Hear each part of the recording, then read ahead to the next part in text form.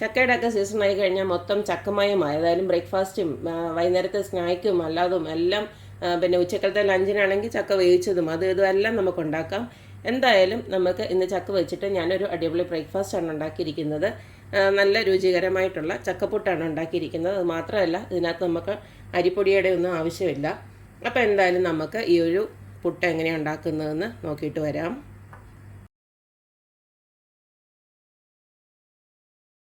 ചക്കപ്പുട്ട് ഉണ്ടാക്കാനായിട്ട് ഇതുപോൾക്ക് ഞാൻ കുറച്ച് റവയാണ് എടുത്ത് വെച്ചിരിക്കുന്നത്. റവയിലാണെങ്കിൽ നമുക്ക് നല്ലതായിട്ട് പുട്ടുണ്ടാക്കിയെടുക്കാൻ പറ്റും. അതുപോലെ തന്നെ ഇതുപോൽക്കുള്ള ചക്കയെ ഞാൻ ഇങ്ങനെ ചെറുതായിട്ട് അരിഞ്ഞിവിടെ റെഡിയാക്കി വെച്ചിട്ടുണ്ട്. നല്ല ചക്കയായിരുന്നു, ലുലുന്ന് വാങ്ങിച്ച ചക്ക, നല്ല മധുരമുള്ള ചക്കയായിരുന്നു. ഇനി നമുക്ക് കുറച്ച് ഉപ്പ് നമുക്ക് ഈ റവയിലോട്ട് ഇട്ട് കൊടുക്കാം. വറുത്ത റവയാണ് യൂസ് ചെയ്തിരിക്കുന്നത്. ഒരു 1/2 ടീസ്പൂണോളം ഉപ്പിട്ട് കൊടുക്കുകയാണ്. അടുത്തത് നമുക്ക് ഈ റവയിലോട്ട് തന്നെ കുറച്ച് തേങ്ങയോട് ഇട്ട് കൊടുക്കാം. ഇനി നമുക്ക് ഈ ചക്കയുടെ കുറച്ചുകൂടെ ഇതിനകത്തോട്ട് ഇട്ട് കൊടുക്കാം. കുറച്ച് നമുക്ക് ഇടയ്ക്ക് ഇങ്ങനെ വെക്കാനായിട്ടൂടെ വെച്ചേക്കണം. ഇത് ഇത്രയും ഇട്ടിട്ട് നമുക്ക് നന്നായിട്ടൊന്ന് ഇളക്കാം. ഇത്ര ഇളക്കിയതിന് ശേഷം മാത്രം നമുക്ക് കുറേശ്ശെ വെള്ളം ഒഴിച്ച് പുട്ടിൻ്റെ പരുവത്തിന് നനച്ചെടുക്കാവൂ. കാരണം ഈ ചക്കയുടെ ഒക്കെ ഒരു വെള്ളമയം ഉണ്ടല്ലോ, അതുകൊണ്ടാണ് ആദ്യം തന്നെ വെള്ളം ഒഴിച്ച് കൊടുക്കാത്തത്. ഇനി നമുക്ക് കുറേശ്ശെ വെള്ളം ഒഴിച്ച് നനച്ചെടുക്കാം.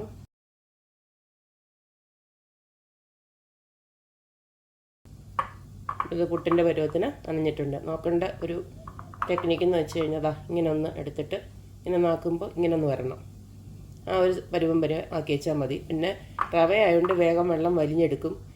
അതുകൊണ്ട് ഇടയ്ക്ക് ചിലപ്പോൾ ഒന്ന് അടുത്തതിന്, അതായത് ഓരോന്നോരോന്ന് നമ്മൾ എടുക്കുമ്പോൾ കുറച്ചൊന്ന് നനച്ച് കൊടുക്കേണ്ടി വരും. ഇതുപോൽക്കുള്ള ചട്ടപ്പുട്ടിൻ്റെ മോൾഡാണ് ഞാൻ എടുത്തിരിക്കുന്നത്.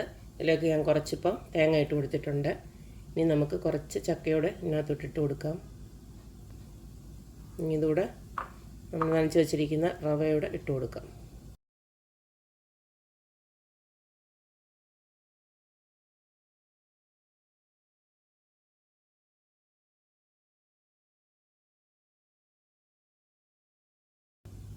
ഇനി നമുക്ക് സ്റ്റീം ചെയ്തെടുക്കാം.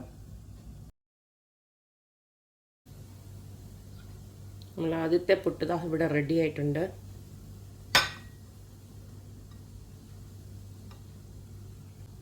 രണ്ടാമത് എടുത്തപ്പോഴത്തേക്ക് ഞാൻ കുറച്ചുകൂടെ ഒന്ന് വെള്ളം നനച്ച് കൊടുത്തിട്ടുണ്ട്. കാരണം ഇത് വെള്ളം വലിഞ്ഞായിരുന്നു. അപ്പോൾ ഇനി നമുക്ക് നേരത്തെ പോലെ തന്നെ ചെയ്യാം.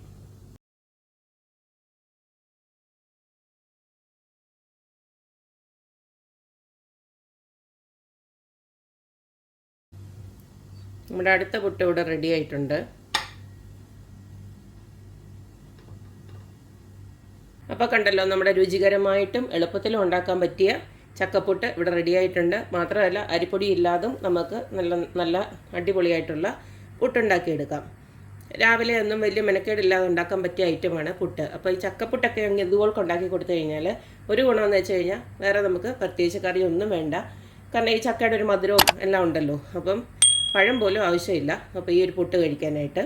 അപ്പോൾ എല്ലാവരും ഇതൊന്ന് ട്രൈ ചെയ്ത് നോക്കുക, അഭിപ്രായങ്ങളൊക്കെ അറിയിക്കുക. അപ്പോൾ എപ്പോഴും പറയുന്ന പോലെ എൻ്റെ റെസിപ്പീസ് ഇഷ്ടമുള്ള എല്ലാവരും please like, share and subscribe. അപ്പോൾ ഇനി ഒരു അടിപൊളി വീഡിയോ ആയിട്ട് വരുന്നവരേക്കും ബൈ.